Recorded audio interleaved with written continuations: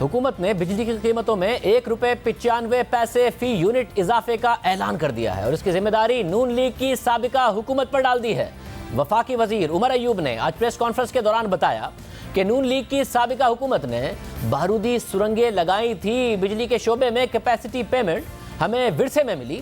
हमारी हुकूमत को 227 अरब रुपए की बारूदी सुरंग एक और अलग मिली। अगर हम उसका बोझ उस वक्त ही आवाम पर डाल देते तो फी यूनिट 2 रुपए 61 पैसे का इजाफा होता।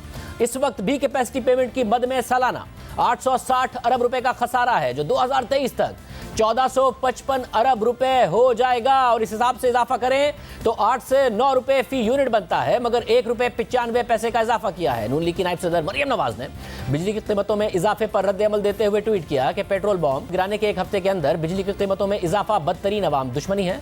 पेट्रोल और बिजली की कीमतों का असर जरूरियात जिंदगी की तमाम अशिया पर होता है। क्या हुकूमत ने अवाम को इस काबिल छोड़ा है कि वो ना अहली के अजाब का हर हफ्ते मुकाबला कर सकें, गरीब कैसे जिंदा रहे। अब हुकूमत ने बिजली की कीमतों में इजाफे की जिम्मेदारी पिछली हुकूमत पर डाल दी है और पिछली हुकूमत नून लीग की थी जो हुकूमत पर तनकीद कर रही है। इस हवाले से बात करने के लिए हमने वफाकी वजीर उमर अयूब को बुलाया, मगर उन्होंने जवाब नहीं दिया। फिर हमने साबिक वजीर ख़जाना और नून लीग के रहनुमा मिफ्ता इस्माइल को बुलाया और वो आ गए हैं। मिफ्ता इस्माइल साहब बहुत शुक्रिया। मिफ्ता इस्माइल साहब, जो नंबर्स हैं वो ज़ाहिर बड़े हैरान कुन हैं।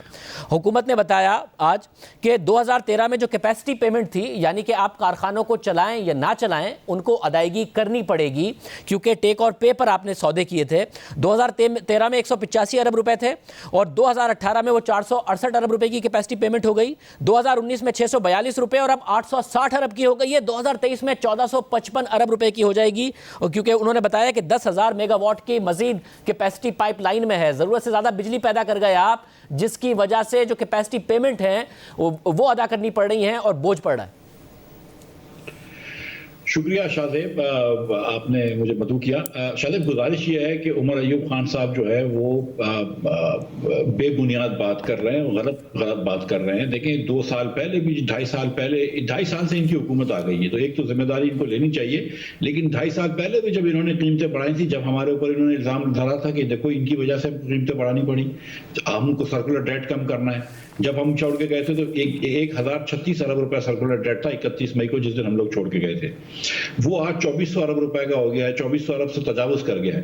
तो 1400 अरब रुपए आपने बढ़ा दी और बिजली की रेट भी बढ़ा दी, जबकि आपने ये कहा था कि हम बिजली की नरखें इसलिए बढ़ा रहे हैं कि हम रेट नहीं बढ़ाएंगे। उसके बाद आपने जब हम छोड़ के गए थे तो 18% था ट्रांसमिशन एंड डिस्ट्रीब्यूशन लॉसेस, यानी कि वो बिजली जो तरसील के दौरान और तकसीम के दौरान खो जाती है, ज़ाया हो जाती है, वो 18% थी। नेपरा आपको इजाज़त देता है 15% की। हम जब आए थे तो वो 21% थी, उसको हमने कम करा खसारे को और 18 पे ले आए। इन्होंने फिर 18 से बढ़ा के 19.5% कर दी है, जो तरसील और तकसीम के दरमियान बिजली खो देते हैं। तो भाई क्यों खराब हो गई, जबकि पावर तो ज्यादा बन रहा था, पावर के तो ज्यादा प्लांट लग गए थे, तो कम होनी चाहिए थी। आपने बिजली ज्यादा खोना शुरू कर दी। हम 93% बिल लेना शुरू कर गए थे कि जितना बिल होता था उसका 93% बिल ले लेते थे। सबसे अच्छा रिकॉर्ड आप देख लीजिए 2017-18 का था, जिस साल हमारे आखिरी साल में था। इन्होंने इसको बढ़ाकर कम करके 88% पे आ गए, 88% पे आ गए। तो 5% आप जो बिल दे चुके हैं वो आप जमा नहीं कर पा रहे। हम 93% जमा करते थे, 5% वो जमा करते हैं। साहब, जो ट्रांसमिशन लॉसेस हैं उसकी ज़ाहिर हुकूमत जवाबदेह है, रिकवरी के मामले में भी जवाबदेह है, मगर कोरोना की वजह से जो रिकवरीज थी वो हर्ट हुई हैं। मगर दूसरी बात, अब 2 इल्ज़ाम है जिसके ऊपर मैं आपकी तरफ आ रहा हूँ। एक तो उन्होंने कहा कि 2019 में जब इनकी हुकूमत आई है तो 227 अरब रुपए का इजाफा ड्यू था, मगर क्योंकि आपका इलेक्शन ईयर था वो आपने किया नहीं, इसलिए नई आने वाली हुकूमत के ऊपर वो बोझ पड़ गया था। मगर इमरान खान ने सिर्फ 23 पैसे का इजाफा किया और 2 रुपए 38 पैसे की सब्सिडी दी, जो 247 अरब रुपए बनती है। वो आप उस वक्त नहीं करके गए ताकि इन पर बोझ पड़ जाए। आपका इलेक्शन ईयर था, आपने नहीं इजाफा किया था उस वक्त। देखिए, ये बात भी गलत है। एक तो ये कि मार्च के अंदर हमने प्राइसेस बढ़ाई थी, जितनी प्राइसेस बढ़ी थी उस हिसाब से, लेकिन कोई जबरदस्ती प्राइस बढ़ाने का हमको शौक नहीं था। लेकिन ये जब आए तो देखें, इन्होंने गैस में 144% तजावुज कर दी, प्राइसेस बढ़ा दी, बिजली के अंदर 50% प्राइसेस बढ़ा दी। और ये कोई एहसान तो नहीं है ना कि मतलब हमने कम प्राइस बढ़ाई, इमरान खान साहब के अपने जेब से तो नहीं दे रहे पैसे। और ये जो इन्होंने प्राइस बढ़ाई, इससे क्या फायदा हुआ? क्या सर्कुलर डेट कम कर दिया इन्होंने? क्या बिजली की तरसील क्या बेहतर बना दी? क्या बिजली के अंदर कोई इन्वेस्टमेंट कर दिया? क्या करा है बिजली की बढ़ा के, जबकि $80 का पेट्रोल था जब मैं छोड़ के गया था, आज $50 का पेट्रोल है, बीच में $30 का पेट्रोल हो गया था। जब $30 का पेट्रोल हो गया था, जब $7-8 का इनफैक्ट पेट्रोल मिल रहा था, तो क्या कीमतें कम करी थी इन्होंने पाकिस्तान के लिए? तो कीमतें नहीं कम करी थी। मगर ये जो आपकी तेल वाली बात है, उसमें एक मसला है। एनर्जी परचेज प्राइस कम हुई है, फी यूनिट कॉस्ट 2020 में कम है, क्योंकि कोरोना की वजह से भी, और वैसे हमने देखा कि पेट्रोल की कीमतें नीचे थी, एलएनजी की कीमतें नीचे थी, तो एनर्जी परचेज प्राइस कम हुई है, मगर कैपेसिटी परचेज प्राइस बहुत बढ़ गई है। 2020 में ये 860 अरब रुपए है, तो और 2023 में 1455 अरब रुपए हो जाएगी, क्योंकि उनका इल्ज़ाम यह है कि एक तो आपने 20 से 25% महंगी ये लगाए, जितने भी कारखाने लगाए, ये 20 से 25% सस्ते लग सकते थे। दूसरा, ज़रूरत से ज़्यादा आपने कैपेसिटी पे कर दी, और टेक और पे आपने सारे के सारे कारखाने लगा दिए। शुरू के लगा लेते थे जब बहुत ज़्यादा ज़रूरत थी, बाद में टेक एंड पे पर कर लेते। ये 860 अरब रुपए कैसे अदा करे हुकूमत? सर, पहली बात तो ये है, मुझे ये वर्ड इस्तेमाल करने में बड़ा दुख होता है उमर अयूब के बारे में, लेकिन अगर ये कह रहे हैं कि हमने महंगे लगाए तो वो झूठ बोल रहे हैं। ये इस किस्म के इल्जाम जो है हम बर्दाश्त नहीं करेंगे, ये एकदम झूठ बात है। हमने हर चीज नेपरा के टैरिफ पे लगाई है, और ये एकदम गलत बात है। इस पे बहस हो सकती है कि कितने लगाना चाहिए था, कौन सा टेक्नोलॉजी लगानी चाहिए थी, ये सब बहस की बात है, लेकिन ये इल्जाम कराना कि हमने महंगे लगाए, ये झूठ है। दूसरी बात इन्होंने फरमाई कि हमने ज्यादा बिजली लगानी थी, तो भाई हमारे बाद आप आजकल बिजली क्यों लगा रहे हैं? हमारे जाने के बाद आप अभी भी विंड पावर लगा रहे हैं, हमारे जाने के बाद अभी भी आप सोलर पावर लगा रहे हैं। तो अगर हमने बिजली ज्यादा लगा ली थी, तो आप मजीद बिजली क्यों लगा रहे हैं? इससे तो ये आपकी बात का दावा झुटला गया कि आप तो मजीद बिजली लगा रहे हैं। वो उस पर उनका दावा ये है कि ऑल्टरनेट फ्यूल्स पर जा रहे हैं हम, और आपके लगाए हुए कारखानों की जो 10,000 मेगावाट आएगी, उससे 2023 में कैपेसिटी पेमेंट 1455 अरब रुपए पर चली जाएगी। अगर आपके पास एक्सेस बिजली ज्यादा है तो सोलर भी, विंड भी लगाने से क्या फायदा मिलेगा? मुझे ये समझाइए कि इसका क्या फायदा होगा। ये तो पागल पाने वाली बात है ना। एक तो ये बात है। दूसरी बात फिर से आइए सर, देखें, गुजारिश ये है कि जो फिक्स कॉस्ट होती है वो अमूमन 3 रुपए 4 रुपए पर यूनिट होती है, और जो फ्यूल कॉस्ट होती है, अगर वो एलएनजी इस्तेमाल हो तो 6 रुपए पर यूनिट होगी, तो टोटल कॉस्ट 10 रुपए होगी।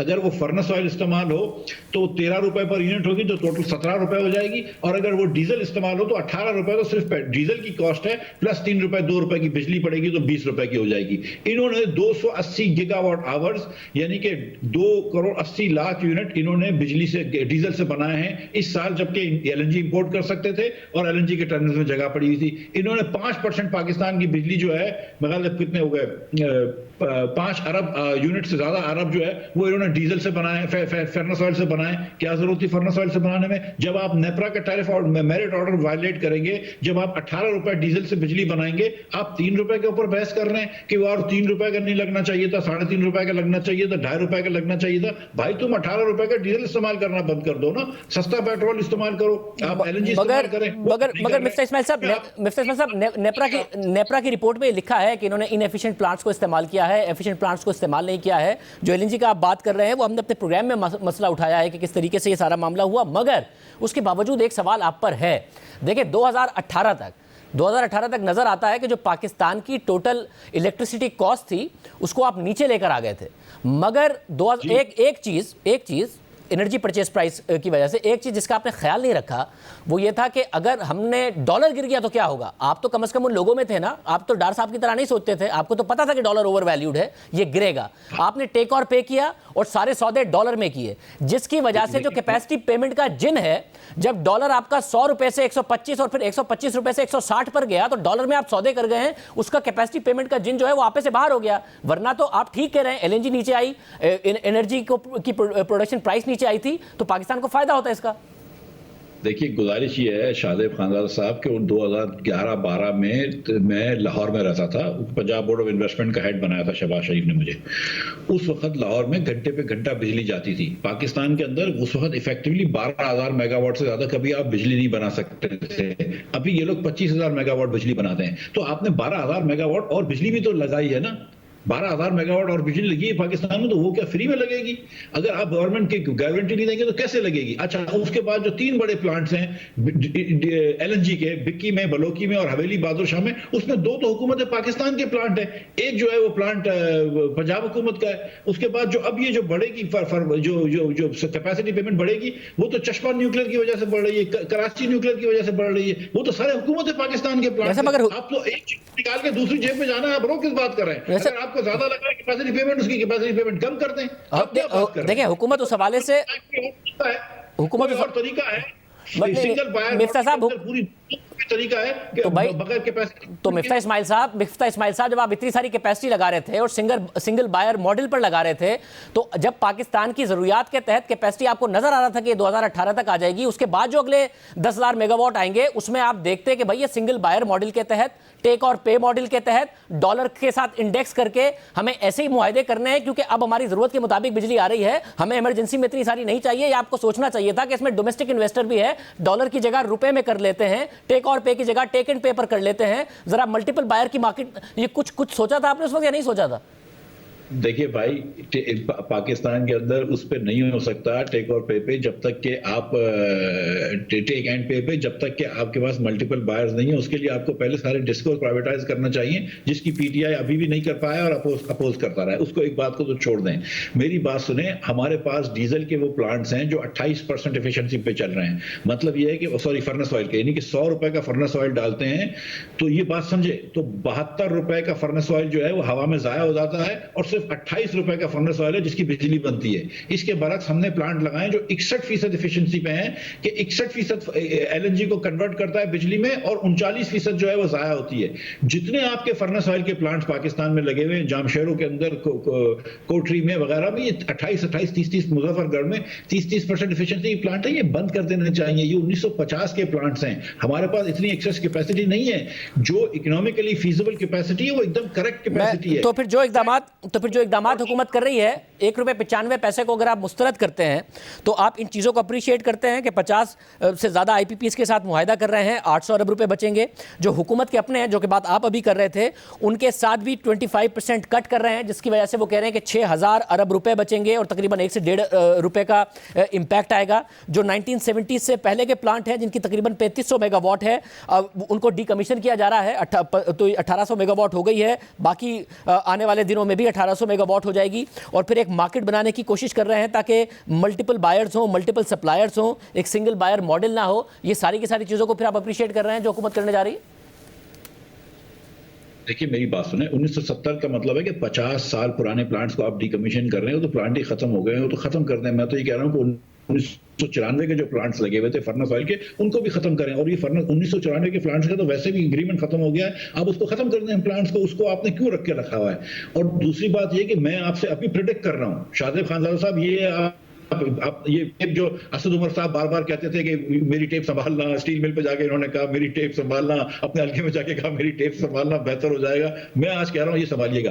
ये ₹1.95 प्राइस बढ़ाएंगे ना, इसके बावजूद भी सर्कुलर डेट कम नहीं कर सकेंगे, सर्कुलर डेट बढ़ता रहेगा। ये इसलिए कर रहे थे ना पिछली मरतबा, कैपेसिटी पेमेंट की वजह से बढ़ेगा या किसी और वजह से बढ़ेगा?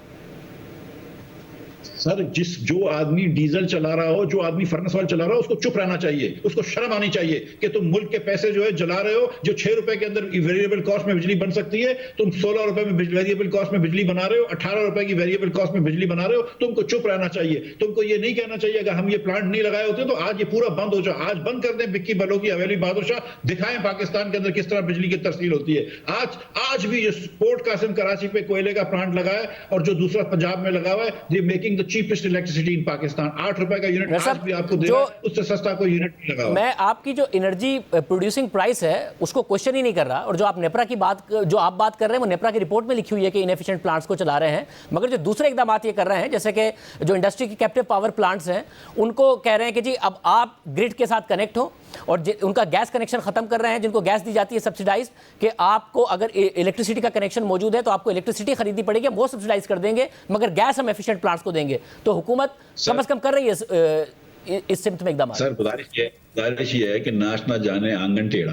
ये जाके गैस इनको मिली नहीं, एलएनजी का एक बायर वॉक कर गया, फिर से कंटेंडर कर रहे हैं, 4 टेंडर करते हैं, 2 एलएनजी आती नहीं है। इनको तो फर्नेस ऑयल लाने का शौक है, एलएनजी तो ये खरीद नहीं पा रहे, उसकी वजह से। और फिर वो जो एलएनजी आज थोड़ी जो सस्ती मिल रही है वो शायद अब्बासी और मुस्लिम लीग नून वाले खरीद के गए थे, जिसकी वजह से आज एलएनजी मिल रही है। एलएनजी नहीं है तो अचानक इन्होंने फैक्ट्री को कह दिया कि हम कल से आपको एलएनजी नहीं देंगे, आप बिजली पे चले जाइए। तो एक दिन में कैसे जा सकते हैं बिजली पे? उनके पास लगे हुए नहीं होते ट्रांसफार्मर, उनके पास कनेक्शन नहीं होते। वो कहा है कि जिनके पास जो कनेक्टेड हैं उन्हीं के लिए कह रहे हैं, वो बाकियों के लिए इंतजाम किए जाएंगे, उन्हीं के लिए कह रहे हैं।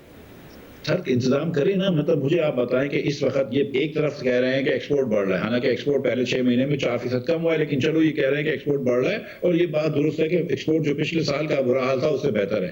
अगर आप इस वक्त मिलों को गैस नहीं देंगे तो वो ऑर्डर कैसे पूरे करेंगे? आपने पहले उनको कहा कि 700 रुपए की गैस देंगे, फिर आपने कहा 900 रुपए की गैस देंगे, आप सिंध में 1000 रुपए के ऊपर की गैस दे रहे हैं, और उसके बाद आप बोल रहे हैं आप हम गैस नहीं देंगे। अब आप बिजली खरीद लें, बिजली के अंदर वो फिक्स चार्जेस लेते हैं आपसे 20-20, 25-25 लाख रुपए के, वो कहां से आप देंगे? फिर आप बिजली की लोड शेडिंग करते हैं। मतलब आप ये क्या तमाशा लगा के रखा है? एक दिन आपने अचानक आपको, क्योंकि आप गैस नहीं खरीद सके इसलिए आपने कहा हम गैस नहीं देंगे। ये हुकूमत की पॉलिसी अब क्यों आई है? ये 15 दिन पहले क्यों नहीं आई है? और 15-15 दिन के अंदर ये समझते हैं कि पूरी मिल वाले जो है वो अपनी सेटअप चेंज कर देंगे। जिसका जनरेटर चल रहा है, जिससे वो हीट रिकवरी कर रहा है, मैं आपको एग्जांपल देता हूं, एक आदमी हीट रिकवरी करता है, उससे एसी चलाता है, उसको अगर आपने गैस नहीं दी, उसको बोल रहा तुम बिजली पे चले जाओ, तो वो एयर कंडीशन कैसे चलाएगा? उसके पास तो वो स्टीम से चलने वाला एयर कंडीशनर है। मतलब ये अजीब बातें कर रहे हैं। इनको समझ नहीं आती है कि किस तरह मिलें चलती हैं, इनको समझ नहीं आती है कि किस तरह इंडस्ट्री चल रही है। तभी तो ये आपके देखें ना, जब से खान साहब आए आपकी मैन्युफैक्चरिंग कम हो गई है, जब से खान साहब आए इन्होंने 1 रुपया टैक्स नहीं बढ़ाया, जब से खान साहब आए एक्सपोर्ट कम हो गई है पाकिस्तान की, जब से खान साहब आए